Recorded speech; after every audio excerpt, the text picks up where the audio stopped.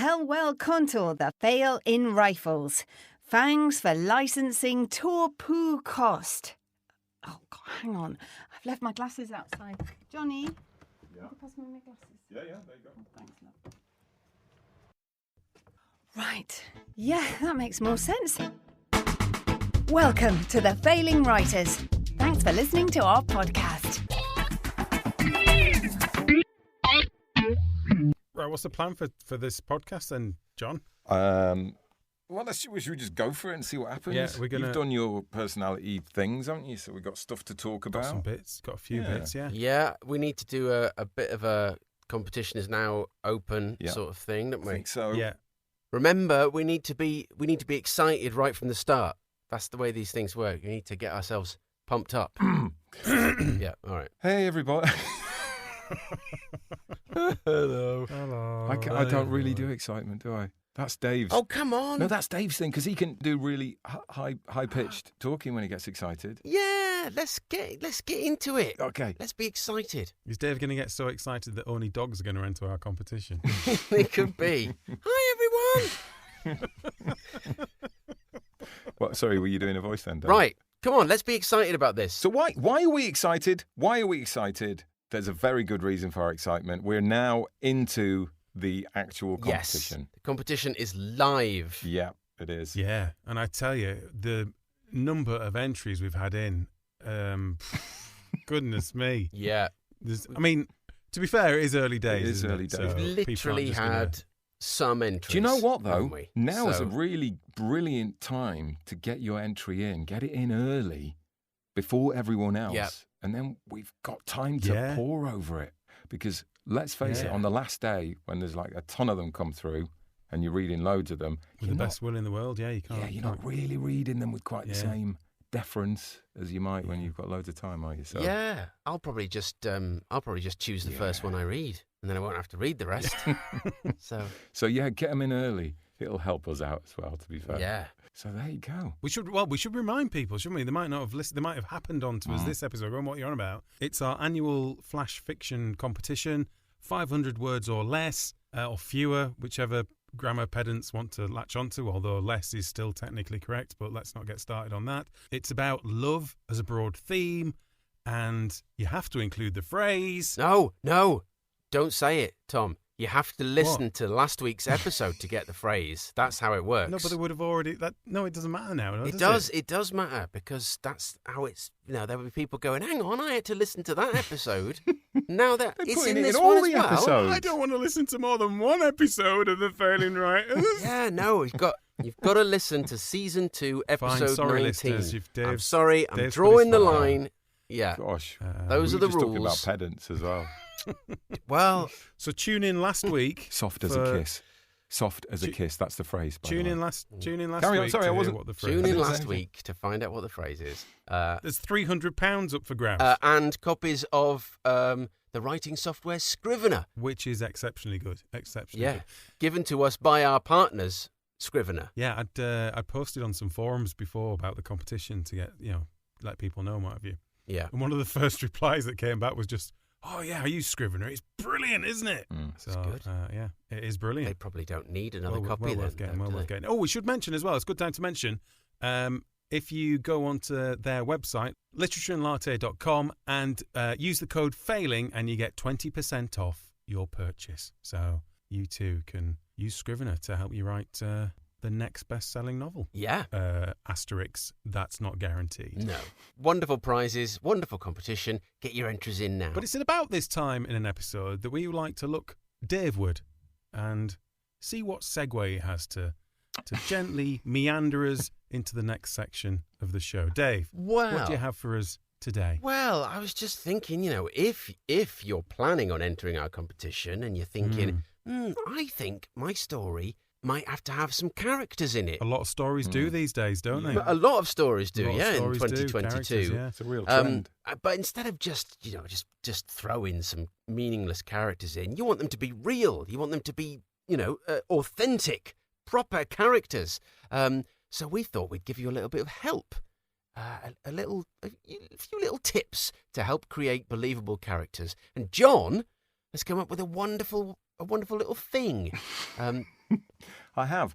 To give you a bit of background on the thing and why, because it might seem a bit random, but I've just been away on holiday with a bunch of friends and families, and we got talking about personality types and how different we all are, but yet still managed to get on. And my son was talking about the 16 personality quiz you can do online, which is a sort of take on the Myers-Briggs test, if you've ever heard of that. And I'll be honest, when everyone did it, I was quite surprised just how accurate they were and how they were all quite different as well. Now, I know you've got some misgivings about these kinds of things, haven't you, Tom? You've done a Myers-Briggs. Was that a company you ended up working for, or for one that you? It was during a leadership development program. Right. In the company. Do you want to tell us more about that, just for the sake of balance? No, it's just we kind of did it, and my gut instinct, as it is with most things, is that it was a bit shaky and a little bit woo-woo kind of psychology stuff. And I did psychology at A level. I enjoy the subject, which is maybe why I was sort of looking to delve into it a bit deeper. And I think and reading about it later, there's a lot of stuff that it perhaps isn't that accurate, and a lot of the stuff does involve what they call Barnum statements, which are things that seem very specific but do apply broadly to a lot of people. It's the same kind of stuff that a cold reader would use, doing one of these psychics that's going, is anyone with a B, anyone with a B, Bertie, no, not Bert, and you kind of ignore the negatives and you focus on the things that. It's like with that dude last week that you were on about. Oh, John Rand, he's dead similar just because he dresses up as a fairy sumo wrestler or whatever. Yeah, as soon as you start looking for the things that you want to be true. Yeah, you find stuff. And to be fair with him, there was a lot of similarities, but there would be an awful lot of differences as well. But you happily ignore those because we want to see patterns and we want to put stuff down. So I think there is perhaps a thread of truth in it, but to hang too much on it, from my point of view, I think is perhaps a little bit naive, borderline silly. However, having said that, John, I do think that your idea of using it to flesh out a character and to have them become more alive in your mind is possibly... And I hate it. It hurts. Hurts being enthusiastic, doesn't it? It might be a really, really good idea. It could be borderline genius, John. It's a good idea. You've had a good idea. All right. Really good idea. Yeah, I think it is as well, because it sort of forces you to think about aspects of your character that you wouldn't necessarily normally think about, is it? Yeah, exactly. Well, you see, this is the first question I wanted to ask us and our listeners to some extent. Feel free to chime in on Twitter and stuff. And I've always thought characters, I've always been scared of them in my writing. I always felt that was one of the many bits where I fell down in the quality of my writing was kind of the character thing. Do you need to know, and I'm not saying yes or no to this, this is a floating the question. Do you need to know your characters inside out before you start? Should you know them completely, or should they surprise? Before you even start writing, should they surprise you and reveal as they go along? So you can be a complete plotter, and then should you have a formed, absolute crystal clear thing of exactly who your character is, or are people more complex than that, and you can't do that, and they will develop and surprise as you go along? Well. So do you just need a few massive traits and the rest will just look after itself? Or do you need to know all the details? No, I don't think you can know everything, can No, you? I don't think so. I would I do think that something like this is interesting or useful sort of revealing things that you wouldn't necessarily think about. And therefore you can add a few more sort of layers and a few more... Yeah. Because I did this test... for myself and for the main character in one of the things I'm writing.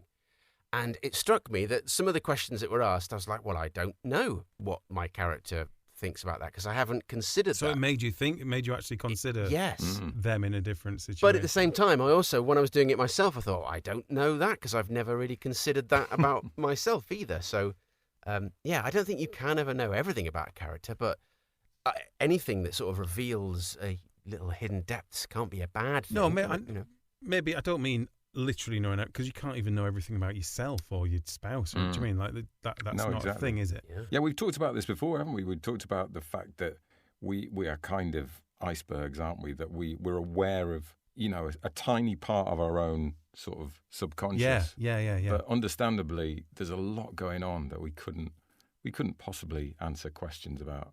Some of the things that are going on. But I think one of the most interesting things about what we're about to do is that it's difficult to tell how accurate or how useful these things are looking at it yourself. I think actually what we're about to do in sharing these things, I think that'll give a much better understanding of whether they're accurate or not. Do you know what I mean? Because like you could look at something that says, "Oh, this says I'm a complete arsehole. That can't be right." And then I read it to you, and you go, "Well, actually, Dave, yeah, they're pretty accurate there."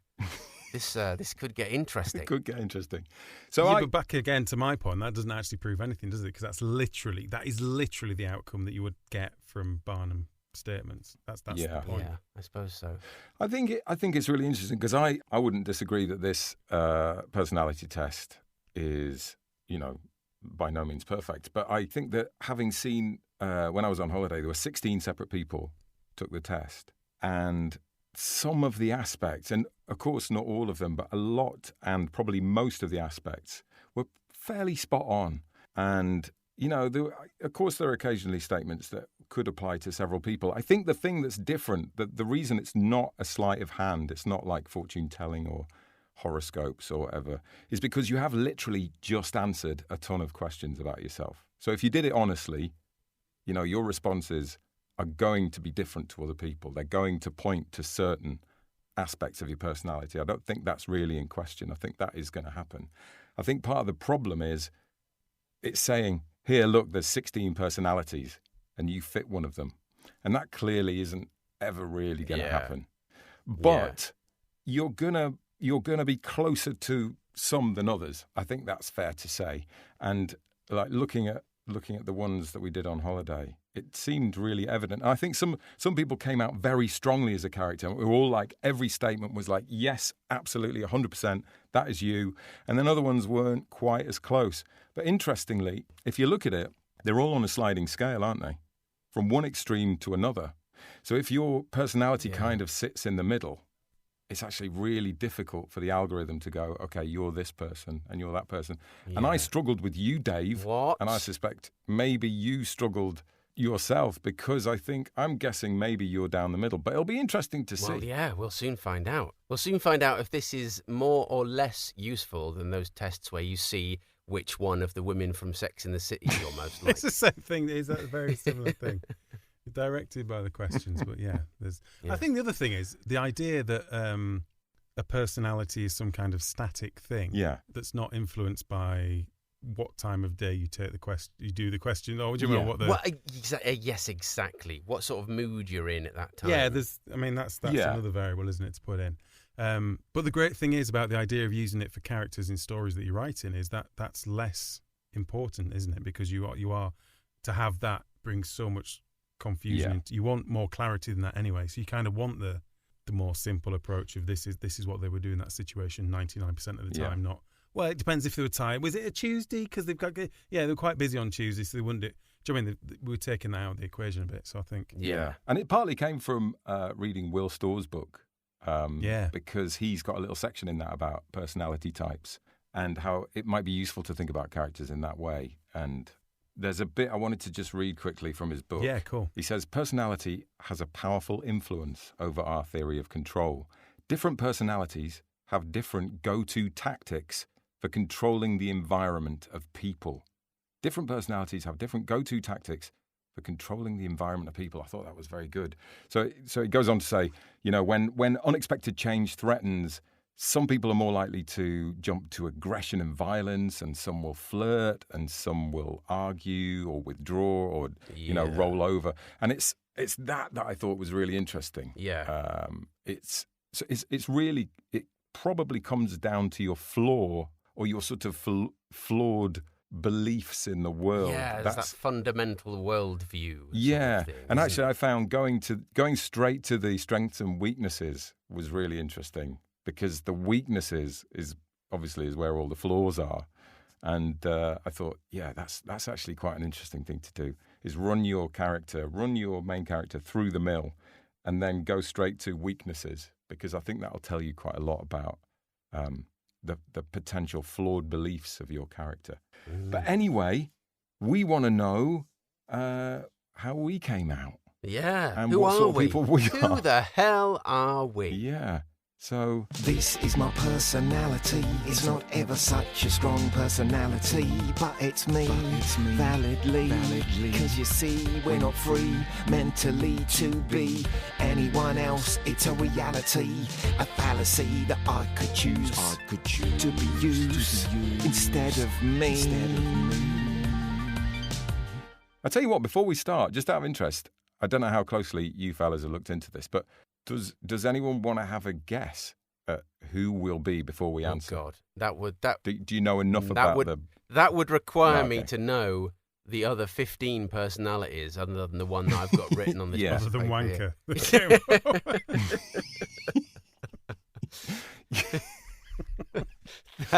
that requires a level of research that I'm just not capable of, John. So That's I not. think, John, as soon as yeah. he finished asking the question, That's not going to Yeah, come he through knew as a that. strength, is it, on your list? Heavily into research. Tom, do you want to go first? go first with what? Do you want me to tell you what I am? yeah. Yeah. Or can I predict you? You could try, John, couldn't you? I could try. Could try. First of all, I thought maybe virtuoso is a bit like you, and then I reread architect, and I thought it sounded like a description of you, so I've gone for that, architect. What about you, Dave? Yeah. Bell I end. think you're. I don't know. I mean, I literally don't know because I don't know what any of them are. He hasn't even got them up in front of him, so he has no idea. I'm working off paper here. I can't just Yeah, scroll through.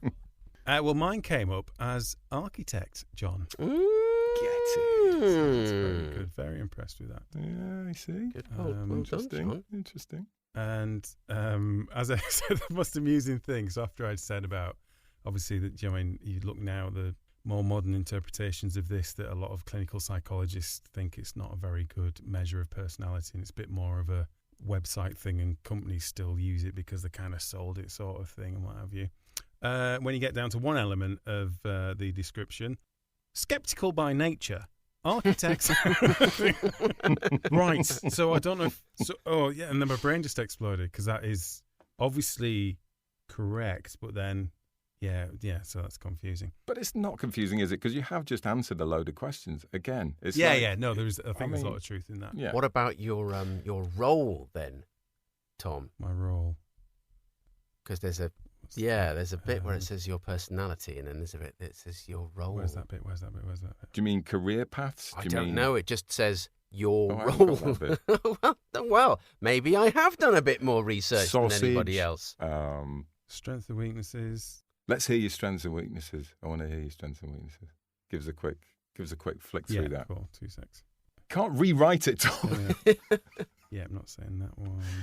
Architects are rational, pride themselves on their power of minds, blah, blah, blah. Informed, devoted to developing rational, correct and evidence-based opinions. But everyone thinks that of themselves, surely. Yeah. Yeah, but I'm not being funny. No, I'm not. I'm just saying, people will want to go, oh, yeah, definitely. I know what's going on. Independent, creative and self-motivated. Oof, creative, yes. Self-motivated, okay. Hey, when you want to be Tom, you are, aren't you? But I suppose... Determined? Are you saying I'm determined, John? Yeah, I would say I'm that, known for being ambitious and goal-oriented. Perhaps less so. To a certain Curious, original. Yep. This personality type's rebellious streak is responsible for some of history's most unconventional ideas and inventions. Oh, there you go. I'm converted. Putting all the crisps together. Putting all the crisps together. Indicators that flash at a different resonance depending whether you're parked, indicating to come out, or parked with your hazard lights on. Yeah. This is me! It really is you. It really is. And anyone listening to last week's show, architects force the people around them to consider new and sometimes startling ways of looking at things, like people inserting their hands into live animals as part of a horror film. So, yeah. Architects can be both the boldest of dreamers and the bitterest of pessimists. I thought that's interesting. That's pretty, I disagree with that. Tom, that's a pretty Tom You sort of thing. You swing from like pure pessimism I'm to never, total I'm like. never a pessimist. Never a pessimist. Oh, yeah. Okay. Really? Okay. No. Really?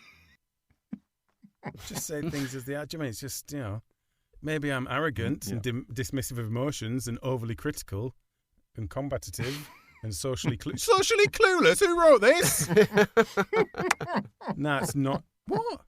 No, come on, that's not me. At times, they may become cynical about the value of relationships altogether, questioning the importance of love and connection. Come on. That's not me. But no, obviously it can't be 100% right, can it? But But it's the extreme.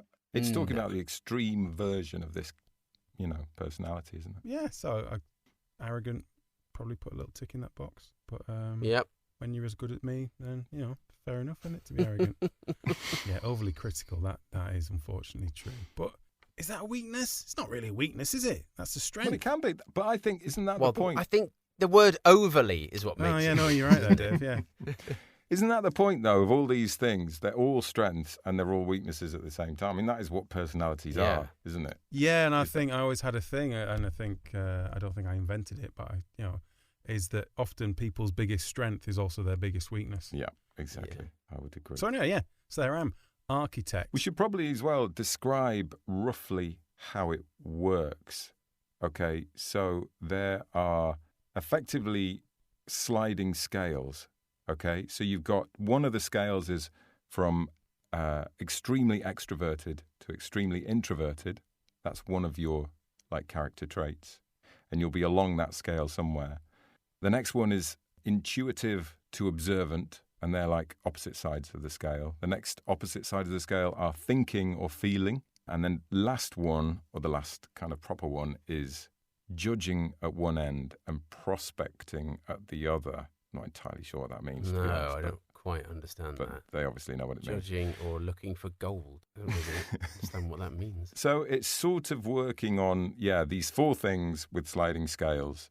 Looking into it a bit more, actually, because we were talking about the fact that it's effectively a take on the Myers-Briggs, or Briggs-Myers, or whatever it is. See, this is the problem. I did the Johnny Briggs test, which only really helps.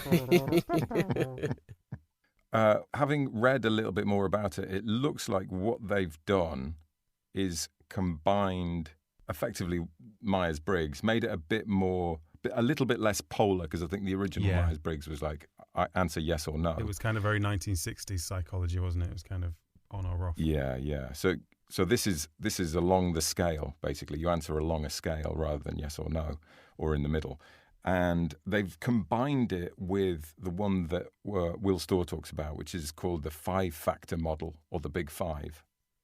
So they've tried to look at traits as well as types and incorporate all of this stuff into one model. So I couldn't tell you whether that actually works or not. But Yeah, you see, this is where I struggled, though, because I find yes/no answers are a lot easier than on a scale of. I mean, do I agree? Do I strongly agree? Do I agree a little bit? I don't know. If I find it very difficult to put a figure on. But if you can't answer, you just go in the middle, don't you? Yeah, that's what you do. That's what but then you just seem really vague. Right, can we guess what you are then, John? Yeah, go for it. So I've only managed to narrow it down to 3, really. Yeah. Advocate, mediator, or possibly an adventurer. Now, out of those, I would say. Shall I read the descriptions, Dave? Yeah, go on so then. An advocate is quiet and mystical, yet very inspiring and tireless idealists. Right. Yeah. So Okay. That sounds like a put that in the maybe pile. Mediator is poetic, kind, and altruistic, always eager to help a good cause. Yeah, that's a maybe as well. Yeah. And adventurer is selfish, not very intelligent, and not very nice to be around. Always the butt of the jokes. That's a maybe as well. That was my favourite out there. That seemed to. I know these can be generic and apply to a lot of people. That just seemed like so nail, meat, head. Hello. No, adventurer is flexible and charming artist, always ready to explore and experience something new. Oh, yeah. I don't know now. I was going to say mediator. I don't know if that further proves my point that these can kind of apply to lots of people. Yeah. Or whether John is just such a multifaceted, amazing person that it's difficult to put him in a single box. Yeah. Well, yeah, that is true, isn't it? Come on, put us out of our misery then, John. You're absolutely right, Betty. I'm a mediator. Ah, there we go. You I see? did it twice as well because I thought I didn't want to be that hippie woman with the butterflies flying around. So I went and did it again and got exactly the same thing. Did you do it again and put exactly the same answers? Because that... I don't know because I couldn't remember because my memory's so bad. But I obviously did. So yeah, mediator. that sounds about right. Yeah. Although they may seem quiet or unassuming, mediators have vibrant, passionate inner lives. Dave, do you want to know who some other famous mediators they think have existed in time? Yes. Probably the most notable and relevant for this is a certain William Shakespeare. Oh, get it. Is it now? Ah, well, Come here we on. go. And Frodo Baggins. How did he work that one out? How did he got that one? They're just making this up. Frodo Baggins? Has he done the test? We have just fallen for this. When did he do the test? I don't remember that chapter. I think it was just after Bloody Fox hell. Mulder from the X-Files, because he's also on your list. What? Yeah. Crikey. But William Shakespeare, do you know what I mean? One of your... Well, yeah, that makes sense, doesn't it? Yeah. Makes a lot of Yeah. sense. I did see, what did I read? Oh, yeah. I read in one bit, I thought it was quite interesting. Certain careers and vocations seem to hold a special allure for these personalities. With their Ring curiosity and their love of self-expression, many mediators dream of becoming writers. They might write novels. That's quite weird. That's Quite quite specific, isn't it? Quite on the nose, that, isn't it? Yeah.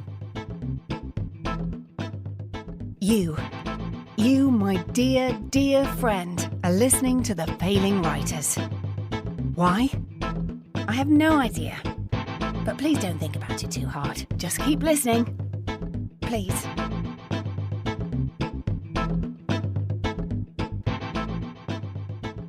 Now, I think we've got the tricky one coming up now because we've got Bairdy. The elusive bear.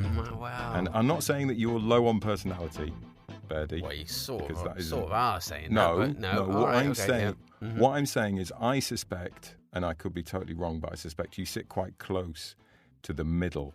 Like you're a moderate person, not in every way, Right. but in some Okay. respects, in personality, you're not out on the fringes of extremity of character. I don't think you're going to get this then. Yeah. I think there's an interesting little caveat though, isn't it? When you're actually doing it for real people. And this is an interesting thing to talk about character as well, that the sort of person that you portray to other people can often be very different. If you really answer honestly, the answers can be very, very different to what other people might sort of expect from you. Yeah. I mean, that should be the point, Maybe. shouldn't it?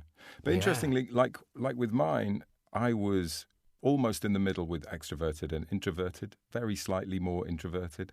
With the thinking and feeling, I was very slightly more feeling, but really close to the middle. And also with judging and prospecting, I was like 51%, 49%. So it wasn't like like an extreme version of this.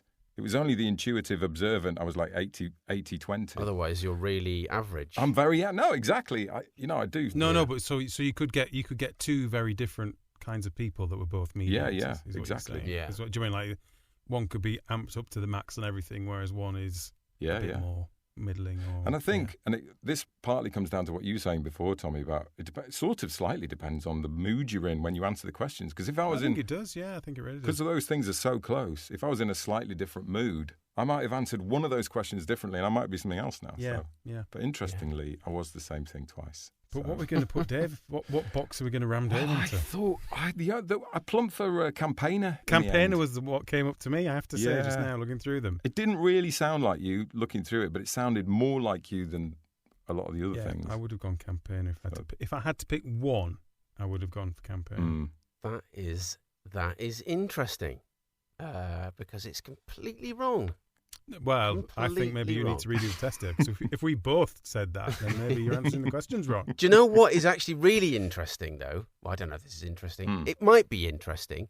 when I did my sort of main character from the book that I'm writing, Oh, yeah. she came out as a campaigner. Ooh, and you really I fancy do, her. yeah. So maybe I aspire to be a campaigner. Ah. Maybe I portray the image of a campaigner, but But no. deep down That's- inside, according to the Johnny Briggs test, I am not a campaigner. Do you want to know what it came out as? yes, please. Well, my other guess was an architect. Well, there you go.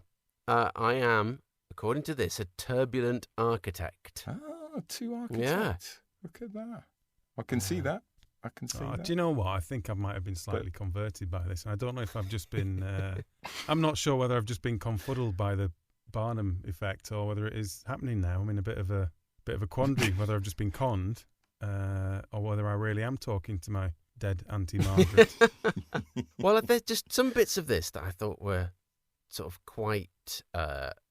I think they're quite sort of true. It says, turbulent architects are introverted, intuitive, thinking, judging, and turbulent. Which, okay, right. But these thoughtful tacticians love perfecting the details of life, applying creativity and rationality. Yeah, I'm an analyst as well. You know, I was asking you about your role, Yeah. Tom. According to this, it says my role is an analyst. Ah, okay. It says analysts in... What does that mean? I can't find that.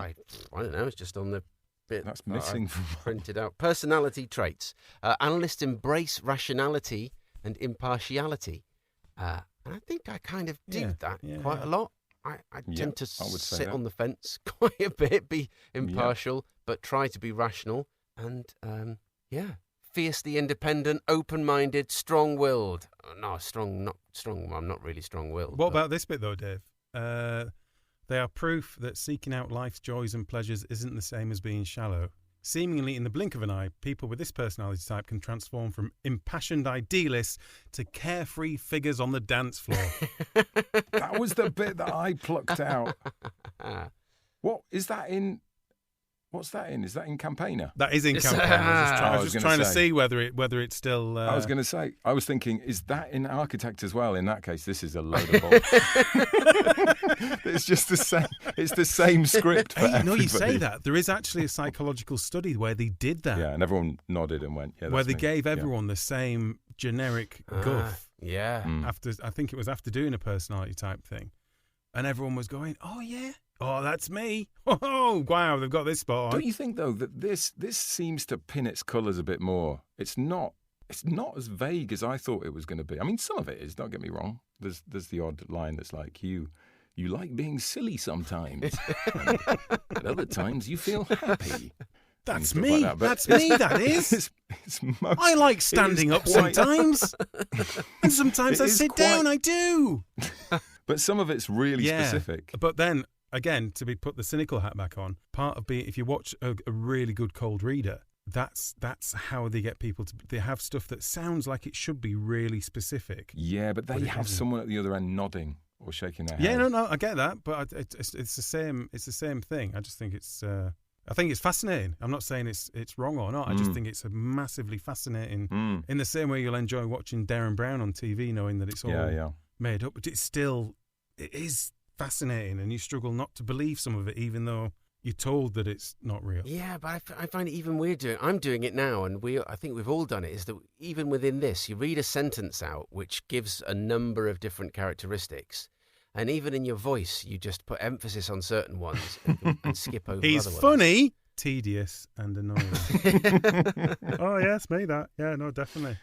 Anyway, I think it's quite good to think about yourself to a certain extent, to look at yourself kind of objectively, like even if it's not entirely true, or maybe this is all bollocks, but I think it's quite useful. It can be quite useful. Well, it does. But part of the point is, it doesn't matter. It doesn't actually matter if it is all bollocks. Yeah, but that's what I mean. It's like you're looking. Yeah. It forces you just to turn a mirror on yourself, have a Yeah. little look, and go, Bloody hell. okay, that is quite interesting. Maybe Hey, I Dave, a bit- have you heard all this bit too much. media? Yeah, I know, That's coming out with? Always in the middle. Unbelievable, It isn't could it? be good, or it could be not good. Let's not judge it too harshly. Let's just try and But help but everyone. yeah, no, it's true that like the good thing about it, particularly to bring it back round to thinking about character, is it forces you to sort of think about certain things and make choices. And you might, even if you agree with it or disagree with it, it's kind of like flipping a coin in it, saying, right, if it's heads, I'm going to eat a sandwich, and if it's tails, I'm going to eat some porridge. And then it lands on porridge, and it makes you go... Tell you what, Dave, you do know how to live. I really do, yeah. This is every lunchtime. But, like, if you flip the coin and it comes down on porridge, and then you go, oh, do you know what? I don't like porridge.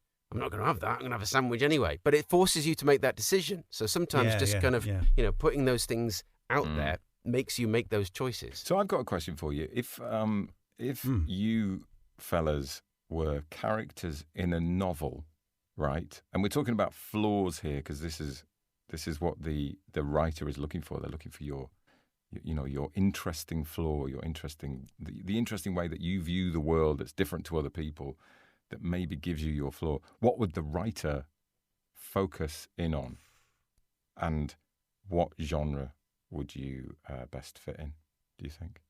So you're a character in something. What's your flaw? What would it be? You just asked a massive question there, John, haven't you? It's a big question, yeah. That's quite a two-part question. The second part of that question is quite tricky. I think the first part is indecisiveness. No, I think the first part is a sort of deeply hidden, well, not hidden, but deeply sort of held belief that nothing really matters. So what's the bloody point? Oh, that's quite I think good. I think that would be my sort of flaw that sort of Dark nihilist. Yeah, like even when I get enthusiastic about something, there's always a bit of me that goes, what's the point? Well, that'll be fun until the inevitable heat death of the universe. Exactly, yeah. We're going to die anyway, so who cares? So I guess that's a sort of... What would that character fit well into? I don't know. That's the difficult part, isn't it? What genre?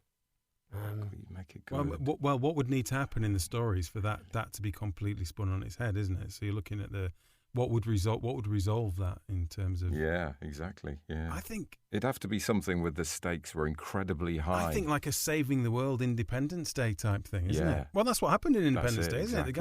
The guy that was the hero. He's given up, hadn't he? The drunken pilot fella. Yeah. That's you, Dave. Getting probed. That's me getting probed by aliens. But then sacrificing everything, realising that everything does matter. Wow, that's exactly. But also sacrificing does yourself it to save in the his process. kids, doesn't he? So Dave would be in quite a bad millennial sci-fi. I would be an alcoholic alien sexual abuse victim in a sci-fi. Yeah. I think I'd be a good like British farce character, because I'd be very over worried about I'd be like too easily heartbroken and too afraid of confrontation. Yes. You know what I mean? I wouldn't want to offend people. Yeah, that's true. So my character, I would contort myself to make sure everybody's happy and nobody's falling out, even to the extent of like getting myself into all kinds of complicated farcical situations. I'd be trying to be in two places at once, and telling. You've already been cast. Hugh Grant has already been cast. Yes. For all, John. Yeah. No, I can see you in like a sort of 70s, a gentle 70s sitcom. A classic farce, yeah. Yeah. Yeah. We just keep trying to keep. That would work for me. What about you, Tommy? I don't know really. I think maybe the idea of having a lot of potential but not being willing to take risks to unearth it. That's quite good. Do you know what I mean? Of kind of staying in your lane a little bit too much, despite perhaps having something more to offer. That's a good flaw. Do you know what I mean? I should have written that letter to all the major motor manufacturers years ago about the hazard lights. Yeah. Too late now, isn't it? Do you know what I mean? Yeah. But I just haven't. I've just sat on it. I did write a letter to Walkers about the idea of Christmas dinner, and I've not heard anything back at all. Yeah. So that's a good one. We like that one. That would take the wind out of anyone's sails, wouldn't it? That's true. So in terms of what kind of story that would what genre that would fit into, it'd have to be something where someone's kind of overlooked but kind of has potential but stays in the little leagues kind of thing, wouldn't it? Like a small town doctor or it's like it's a drama, isn't it? It's like or maybe like a sporting type thing. Or that's nice. Yeah. Or maybe even like an old. What about an old a maverick running a sports team? I was thinking, what about an old wartime escape film kind of thing? Oh yeah, That's good. So you're just kind of in there and you're doing your job and you kind of, he's all right and stuff. But then when push comes to shove, actually you do need to stand up and be counted. And your brains or your ideas or whatever you're doing, you've got to... Yeah. You'd really suit one of those moustaches as well. I mean, really beautifully waxed. That's true. What about like a Goodwill Hunting sort of thing? You know, big potential, but stuck in a sort of small town, not willing to push himself on to achieve stuff. Yeah. It's not your fault, Tom. Yeah. It's not your fault, Tom. Yeah. It's quite deep, this, isn't it?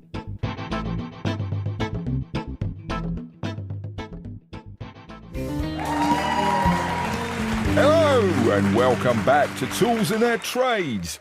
Now it's time to open the box and welcome our next set of tools. Hi, I'm Tom. And I'm Dave. So what are your trades, lads? I'm a writer, actually. Fishmonger. And now that all-important question, what are your tools? Well, recently I've been using Scrivener. Fish knife. So what's so good about Scrivener, Tom? It's designed from a writer's point of view, so it's built start to finish to make writing a novel more manageable. Oh, yeah. My knife's really sharp. You can add notes and research right there alongside your work so you can plan every detail before you start writing. Right. Or you can just pants it and then rearrange stuff as you go. But the handle's not sharp, so you can hold it without cutting your fingers off. Right. And how easy is it to get hold of these tools? Just go to literatureandlatte.com and you can download a free 30-day trial. Just go to a knife shop and tell them you're not a threat to society anymore. And then, if you like it, you can get 20% off the full version using the code FAILING. It really is everything you need to finally write that novel. And this really is everything you need to finally gut that fish. Apart from the fish.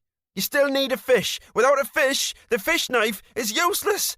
And I don't even like fish. What am I doing here, man? Well, there we go. I think it's safe to say this week's tool of the week is Scrivener. Download your free trial now at literatureandlatte.com and don't forget that 20% off using the code FAILING. Yeah, are you sure the tool of the week isn't Dave? Does anyone want to buy a knife? Anyway, so...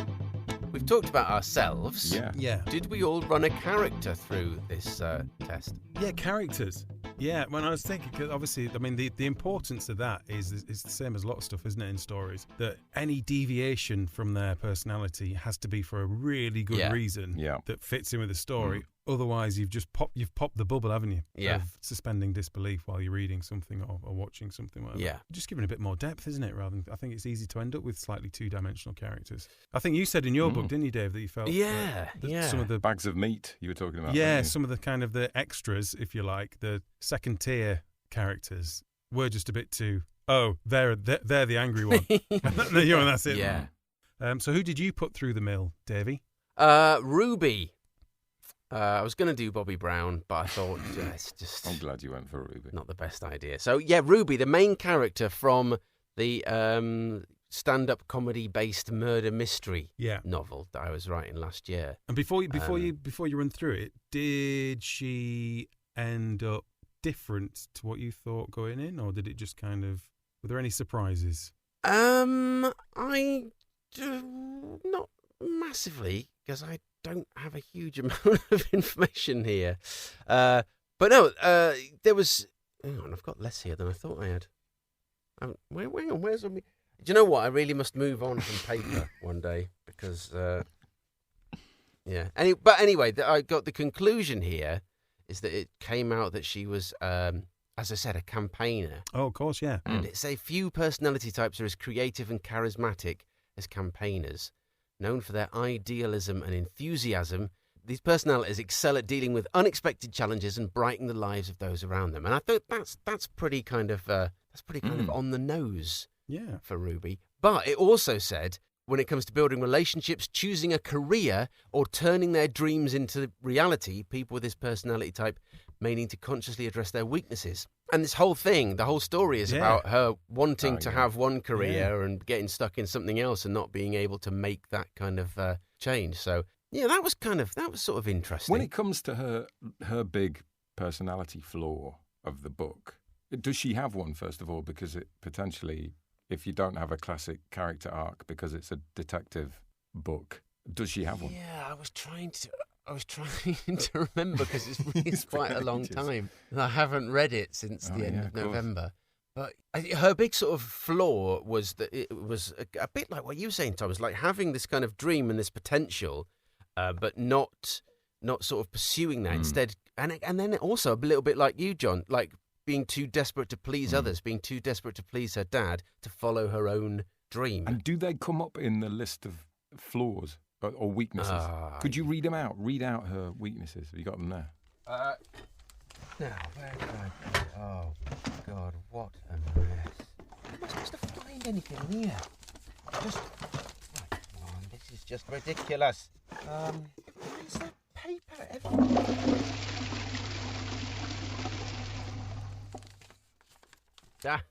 Got it. Yes, I can, John. Excellent. So, strengths. Campaigners are curious. They can find beauty and fascination in nearly anything. Imaginative and open-minded. They aren't afraid to venture beyond their comfort zone. I don't know if that... Yeah, that bit doesn't quite fit. Because that's the whole point, is that she can't sort of get out of her comfort zone. But then part of that is who she should become, isn't it, as well? Yeah. So, I mean, if you're going to develop that flaw throughout and address it, and that's the story arc. Yeah. Well, if she's a detective and a comedian, presumably she's quite perceptive. Yeah, that's the kind of interesting thing, isn't it? Is like when you look at these sort of things, they're not kind of definite things about that person, but it kind of makes you question as to whether they are that or not. So yeah, it's sort of, I don't know, makes you think about it. Excellent communicators, it says, as a strength. You see, I think this is where this becomes really, really useful. Almost to have post-it notes, with just those key words. You're not being overt about the personality, but you're just making sure that you're hitting these almost like beats in the personality, isn't it? Like you'd have for a story. Yeah, key points, isn't it? You're kind of doing the right moves. That's right. Yeah, if you've got a few staying sort of key in character. words. Yeah, I exactly. Guess someone could invent that phrase for it, couldn't they? Yeah, but it's having those sort of like those little key words, like you said, so that when somebody asks your character a question, you can refer to and think, oh, they're an enthusiastic person. They would reply to that enthusiastically. Because it gives them a tone of voice as well, doesn't it? Not quite sure why festive is down as a strength. They like mean? Christmas? I don't know what that means. But maybe they like surprise parties, Dave. No wonder you didn't come up in that one. Yeah, that's true. That must be it. No wonder you weren't. Well, it does say these personalities know how to find fun and joy in the present moment. So, yeah. Let's look at weaknesses. Yes. People pleasing. So as we were saying about her, like, you know, just trying to sort of make her dad proud rather than following her own dream. Yeah. Unfocused and disorganized. And one of the things that I sort of had about her is that she was always late to everything, which I think kind of comes basically because she's doing something that she's not really interested in. And it's hard to make yourself be organized about something when you don't really care about it that much. Overly optimistic, it says here. Yeah. Not sure about that. Oh, but it does say campaigners have a rosy outlook, and her name is Ruby. Ruby, Rosie, similar kind of thing. Change it to Rosie. Job done. Yeah, change it to Rosie Brown. So, it doesn't really, not really giving me much, this, in terms of weaknesses, but, I'm not sure how ususeful that is, So to be honest. It's not necessarily adding any. What were you saying? What were you saying earlier about Dave just sitting on the fence and being in the middle of everything? But no, you know, I think you're right. I think you're right with your analysis there, Tom. It's more about the sort of headlines, isn't it? I think so. I think those kind of bullet points points are just keeping you on the straight and narrow. So you're not. It's that thing just so you're not wandering off. Because if you're writing a novel, it's a long old time, and you want any drift to be intentional, don't you? To be a product of what is actually happening, not just you not really concentrating. Yeah, and I think that would definitely be one of my other character flaws, is an inability to stay focused. So maybe I do fit into the campaigner category. So it's having any little things like that just keep referring you back to what you're supposed to be doing. Sometimes I feel like I could do, you know, those blinkers that you get on horses. I could really do with some of them. Yeah, I think we all struggle with that. Just Dave, invent some. If ever I saw something that belongs on Dragon's Den, that is it. Or there's a story of Steve Davis, the famous snooker player from the 80s. when he was sort of training, he had this sort of practice routine where he would just hit the white up and down the spots down the middle of the table. And he would sort of focus on doing that and keeping his head still. And to help him, his dad would stand behind him with a cue. And every time his head moved, his dad would hit him on the head with a cue, just to sort of keep him focused. I feel like I could do with that. Yeah. I could do with Steve Davis's dad standing behind me with a stick. No, I'm not suggesting that going on Dragon's Den and having like one of those big revealing cloths over something and going, right, what have you got for us? Right, well, I've got, pulls cloth down, reveals Steve Davis' dad. And a stick. And have you patented this, Dave? No, not yet. I haven't. No, not yet. Well, there'll be lots of other people getting Steve Davis's dads out with sticks. Yeah. So it's not something I can invest in. You can't protect it. Yeah. Yeah, I'm out. For that reason, I'm out. Cool. Well done, Dave. Well, there we go. That's my analysis for what it's worth. Do you know, I thought this, for me, would be really interesting, especially seeing as both you have read the first draft of Chad Nadsworthy's 2-Hour Sales Bible. Ah, yeah. I thought it would actually be, initially when John suggested it, I went, oh, well, no point to it. And I thought, actually, no, this would actually be quite fun to do, Chad, wouldn't it, to see what comes up. I'm very excited about hearing about Chad. Dave and John. Can you guess? Hang on, before you say it, we should just point out what the hell we're talking about. If you go to season 2, episode 7, you can listen to what we're talking about. Yeah, this is Tom's. What are we calling it? Pastiche self-help sales book. There you go. Starring Chad Nadworthy, the world's best salesperson ever, according to him. So he's quite he's a narcissist. He's belligerent. He's full of himself. He doesn't care about other people. He's like really he's on the edge of, you get a personality trait, he's going to be like teetering on the brink of as far as gone as possible. So out of all these multitude of personality types, where do you guys think he might sit? Well, I couldn't imagine he could be anything but a commander. Interesting. I don't think he's going to fit into the diplomat looked around area, is he? No, I don't think he is. I'm really hoping it's not an architect, but I'm going to go commander, because you start reading Commander, it's like, yeah, that's him.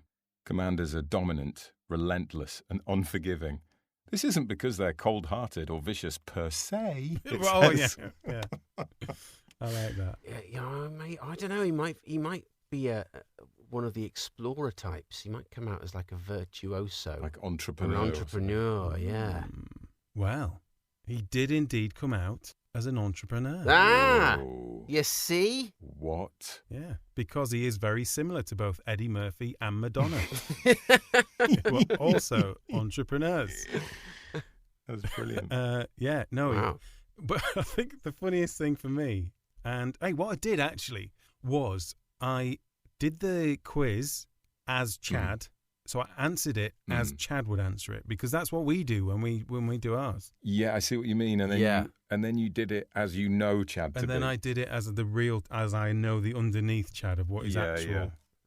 Yeah, this is how Chad would answer it. Yeah, because I mean that's not something we got to do for ourselves, because we can't, because we are ourselves. Yeah. I think I'm right in saying that. Yeah. I think you could be right there, Tom. We are ourselves. Yeah. So what was the difference? They were both entrepreneurs. Oh. Whoa. But would you? Okay, so he's a very honest guy as well. Would you like to guess, when Chad did Chad, what percentage extrovert he was? I'm guessing very high. Yeah. 98%. Where was the missing two? I have no idea what he missed out on. But some of the questions, were just brilliant. I thought one of them was like, I mean, to be fair, actually, no, one of them was, you take great care not to make people look bad, even when it's their fault. And Chad Nadworthy would just be like, what? I don't give a shit. I think he would see it as his duty to point it out. But then I thought, that's a weird question, because could anyone be that much of a Chad Nadworthy that when they're answering the quiz, they would honestly go, oh, yeah, no, I'm not bothered? I don't know. I can think of a couple of people. Well, maybe they would. Maybe I'm just being naive, because I think that's a terrible thing to do. But definitely. As I think... I think I can think of people. But having said that, that's one of those questions where you think, well, what's the circumstance? Well, yeah. If that man there has just murdered that small child, then I'm happy for him to look bad. And it's his fault. That's fine. Yeah, it's a very generic. But do you know what I mean? If an old lady's broken wind in a lift, I'll take the knock for it. Yeah, no, but yes, but some people I know some people who think that like making people look bad for their mistakes is going to help them. Is that they're doing it for other people? You know? Yeah, and that is a bit of a Chad Nadworthy absolutely. thing, isn't it? In it, if you take it to the nth degree, that kind of well, it's for their own good. It's the only way they'll learn. Yeah, but and would you pass on a good opportunity if you thought someone else needed it more? And there's literally a bit in the book where Chad Nadworthy argues exactly the opposite, as if it was the most right-minded thing in the world to do. So yeah, no, I thought it was very entertaining. But yeah, entrepreneur, which does kind of fit, even if looking at it now. Well, I just think in the sense of entrepreneur, regardless of what it says in there, what you would bring to your meaning of entrepreneur. He is that, isn't he? He's just a go-getter and will step on anyone else to get where he's going, and has a ridiculous, completely misplaced self-belief. That's just bulletproof, completely bulletproof, like absolute first-class narcissist. So, interesting. Very good. So I ran a character through this that neither of you guys would know about, so it's probably not that interesting. But it was interesting for me. He's a sort of curmudgeonly Yorkshire cop, but he's working down south, and a lot of the people, he's very working class, and a lot of the people that he comes up against are very upper class, or very, very sort of upper middle class, and he makes it fairly obvious that he's not very keen on those people. Sounds like an architect. He came out as a virtuoso, and I don't think I know any virtuoso. Bold and practical experimenters, masters of all kinds of tools. Yeah. So running through strengths and weaknesses. So did this surprise you then? Was this a bit of a curveball for you? No, there were only a couple of things that I wouldn't have described him like that. He's not massively optimistic. He's not actually pessimistic, but you wouldn't describe him as super optimistic. He is quite energetic. He's creative and practical. He is spontaneous and rational. It says, knows how to prioritize. Yeah, fair enough. Good in a crisis. He is good in a crisis. And he is definitely relaxed. Like he's not stressing. Yeah, he doesn't worry too much about the moment. Goes with the flow. He's stubborn. These are the weaknesses. He's stubborn. Yeah, definitely. Insensitive. Yeah, definitely. Private and reserved. Absolutely. Easily bored. Probably. Yeah. He dislikes commitment.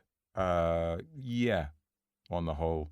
And he's risky behaviour. Risky behaviour is the Now, you last see, one. I'm back to thinking this is all nonsense now, because I fitted into like 3 out of 4 of those weaknesses like a glove. Oh, John! Yeah. Yeah. I was thinking that as well. But interestingly, I was again, thinking that. what are you? ISTP, right? So, yeah, so you're an I and a T. Right. So, yeah, that sort of makes sense, doesn't it? Yeah, so not. So, yeah. But, yeah, I thought it was quite interesting. And I, like, reading further through all the other, bump about romantic relationships and friendships and stuff like that, some of it I thought might be quite useful to kind of flesh him out a little bit. Yeah. Well, it's the stuff that you wouldn't necessarily think of That's or be it, able yeah, to just perceive within his character. You think, actually, I could give. So I guess my question on this then would be, with the headline stuff, like you're saying about him not being an optimist, and this obviously says that he should be an optimist, inverted commas. Would you consider changing that then, or do you stick to what is in there already? I don't think it's actually. It's probably not that relevant to him because it's not like he's a pessimist. He's not the opposite. Right. of that. Okay. Yeah. Do you know what I mean? If he was the opposite of it, I might go, "Oh, does that work?" So so we spent like an hour or whatever doing all this, and you're not going to actually use it to change anything. Is that what you're saying? No, that's what I was saying. I think there are things in there that I need to think about it because I only did it today. Yeah. Might help to flesh him out. I don't know. it'll be interesting. I think that's the point, isn't it? It encourages you to think about these things. Yeah. That's it. You know, and exactly that. It's Yeah. no more or less than that, really. Well, no, is it's it? almost back to yeah. the bullet points on the post-it notes, isn't it? That it's there for Yeah. future. If you Yeah. write those things down, then as the story progresses, it's there in front Yeah. of you. It's front and center for you to think, oh, actually, no, hold a minute. He wouldn't. He would be, if he had to swing one way or the other, he probably would be optimistic about it rather than be a grumpy Yorkshireman and going the other way. Actually stick to what's true to him. Yeah, could be some help in that. How much of your character, when you're writing a character, how much do you use existing people?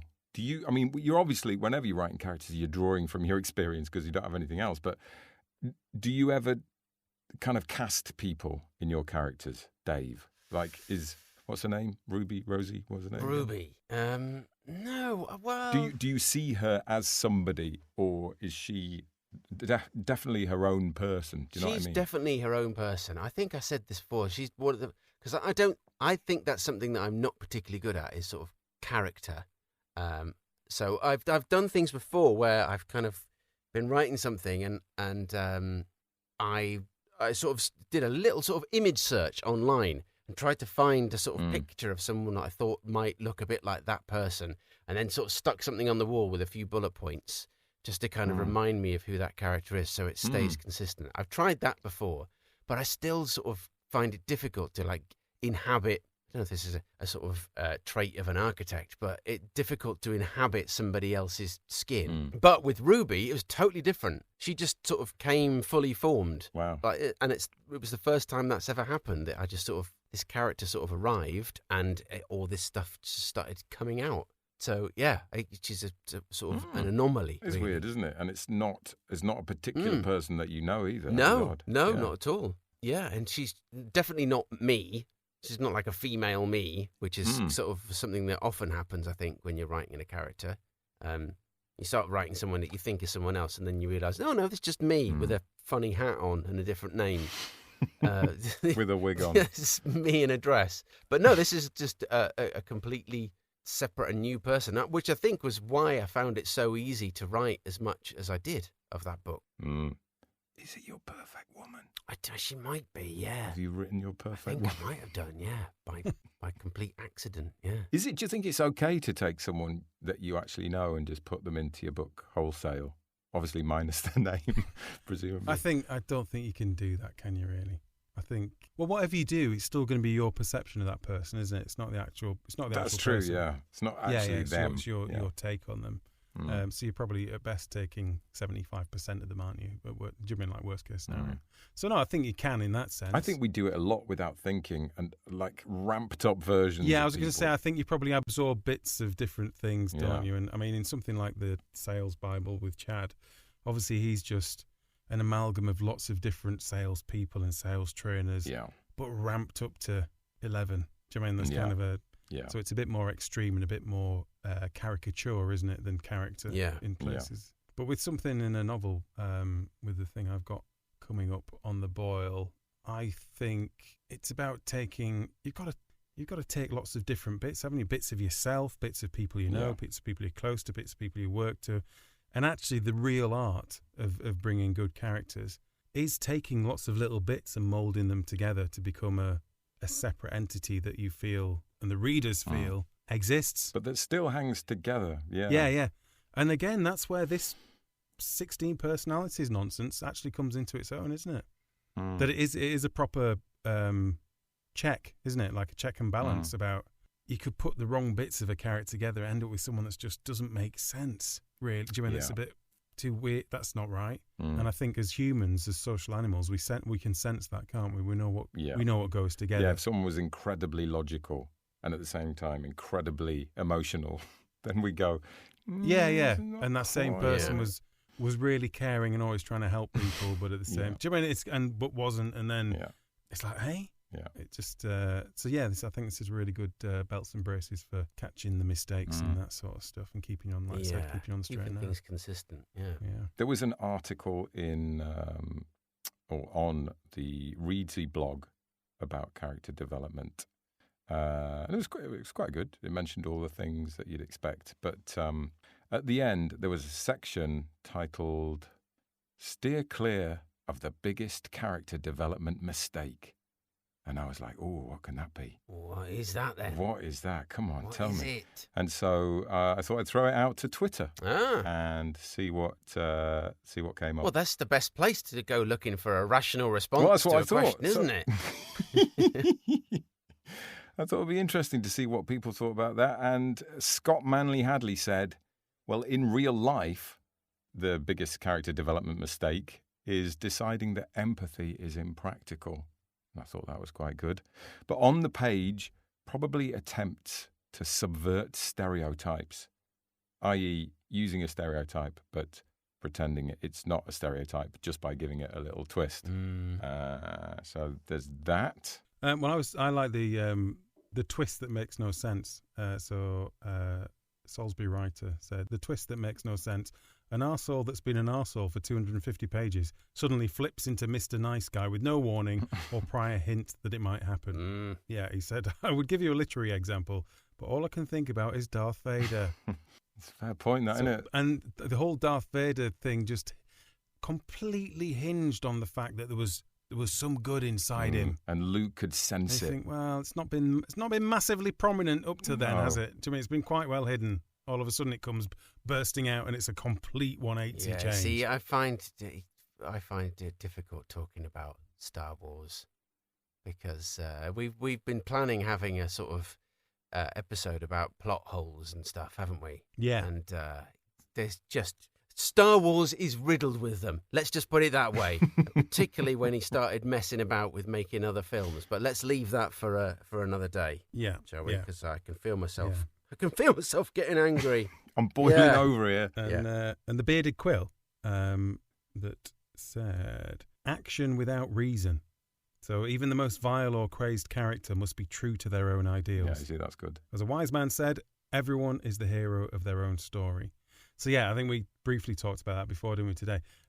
Just how, you can't be trotting on one path and then just because you need it in your story, they suddenly do something really kind for someone. Yeah. And there's literally no reason in the story. There's no reason for that to happen other than just to further where you want the story to go. And it's kind of, that's what breaks the magic, isn't it, of a story, really. It's interesting. Those examples are kind of about bad guys as well. I think it's probably more common that bad guys aren't particularly well fleshed out than good guys. Yes, they're just bad guys bad. have to be really well fleshed Just bad. out. They're just bad. Yeah. And that you need more than that, don't you? We want to know why you're bad. They always make the best films, don't they? When you can sort of see where they're coming from.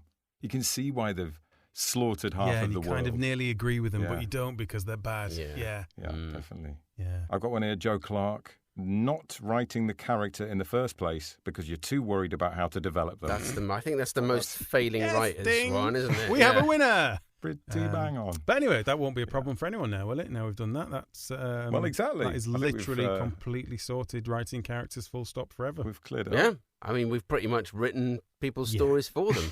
Basically, haven't we? So, by the way, do you want to know what it said in the blog? What the biggest character development mistake actually is? Oh yeah. What was the answer to the question? Don't make your character too perfect. Simple as that. The flaw is the thing. Well, yes. Which would chime very well with everything we learnt from Will's store and what we've learnt today. Yeah. So we'll put some links on the bottom of our notes today so that you can have a go at your online personality test. Let us know what you get. Yeah, have a little look at yourself in the mirror. Or do you work in progress characters as well? That is a really interesting one to do. Really interesting. Yeah, and your bad guys. Yeah. And your bad and guys. people you work with, and just anyone you meet. The woman behind the counter at the post office. Anyone. I think the more you do it, the more you realise there's definitely something in it. Or is there? Something in it. Or is there? Well, find out for yourselves. Yeah. Anyway. And don't forget to enter our 500-word love story competition. Yeah, absolutely. In association with the fantastic people at Scrivener. Thank you, Scrivener. And if there are any bad characters in any of the stories we get now, well, you've only got yourself to blame. They better be well fleshed out. I'll tell you that much, David. Yes. They better be well fleshed out. Cool. And next week, we are learning more stuff. We are talking to Evan. Evan knows who we're talking to. Well, that's normally us, isn't it? But no, we do actually know this time. Evan S. Smith. We have mentioned Evan S. Smith before when we were talking about Poker Night, because I had read his book and was sharing some of his hot tips on the podcast. But it'll be nice to talk to him in the flesh. It'd be nice for him to slip his hot tips straight into our ears, wouldn't it? Yes. And hopefully, having heard his hot hit tips... Hopefully, having heard his hot tips, we can take them and put them to use, getting on with writing the bloody sitcom that we're supposed to be writing, eh? Oh, yeah, because we are supposed to be doing that, aren't we? Yeah. We should get round to that. Yeah. We should. But for now, dear listeners, I reckon it's time for bed. Yep, thank you very much for listening. Yes, and, thank you. Do leave a review, tell other people how amazing this podcast is, and we will see you next week. Yeah, but seriously, we do appreciate your ongoing listenership and support. You are great. You are such a bloody mediator, John. Please like me. Really is, isn't he? Right. Tatty bye. Goodbye, everyone. Bye.